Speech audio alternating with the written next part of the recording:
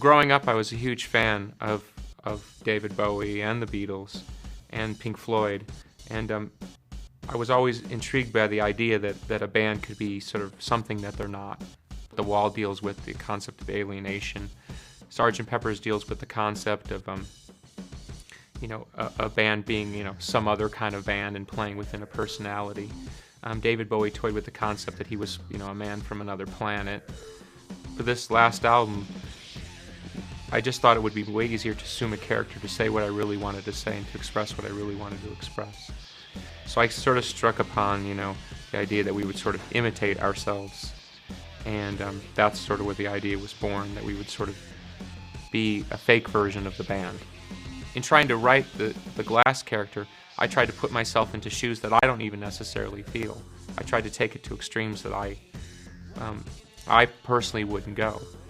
I don't believe I'm some sort of prophet, but I sort of got in the shoes of the idea of what it would feel like to believe you really are possessed with something that the whole world must hear.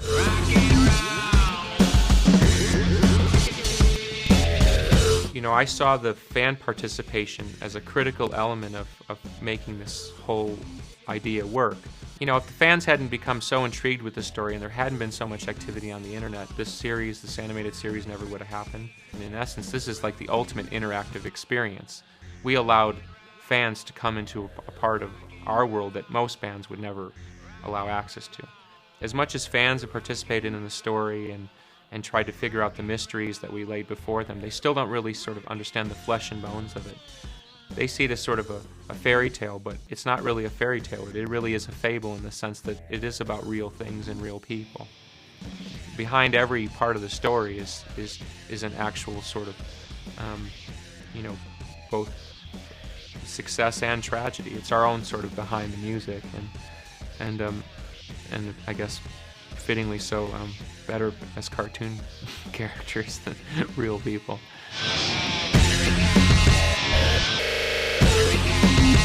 June in the story really embodies, the female essence against Glass's male energy. But Glass is sort of an androgynous figure, and in some ways, the feminine June also has a lot of male characteristics. So the lines are constantly blurred in the story, but the simplest version is that she's just sort of his girlfriend, and it all goes from there.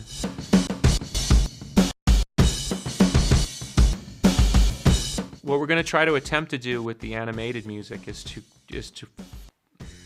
bring to full fruition the cartoon version of the band.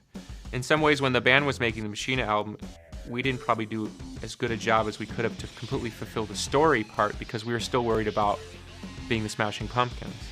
In this sense, there's no constraints on the musical aesthetic of what the Glass and the Machines of God music represents. So I think musically it'll be probably a little more ferocious and a little more futuristic. I'm going to bring in outside people to remix some of the Pumpkins music, bringing in some of the older songs because conceptually they do fit in the story.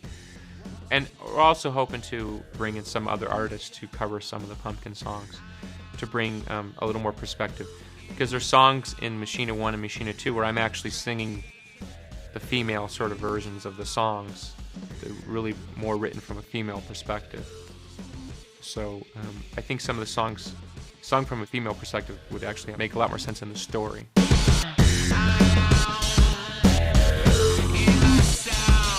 I really hope that the entire idea of Glass and the Machines of God continues to grow and change. I don't see it as a finite process, and I believe the story is still being written. I think that over time the story will actually grow in people's minds. I think it's a very hyper world right now, and it's hard for people to actually take pause and see the depth of this whole project. But I think the idea of a band using its website to bring in interactivity with the band's actual reality, not just some sort of serving thing where you put up some pictures and send them a couple records every once in a while, but where the fans actually became part of the band and the construct of the band. I think this is something that's going to be become more and more a part of rock and roll, because rock and roll is always bigger than the artists anyway, and it really is about the energy of the fans, and the fans at some point are not going to be satisfied with just being able to go to a concert once every 2 years and buying some CD or downloading some tracks every time somebody feels like putting them out. I think ultimately fans are going to own the bands, not the other way around.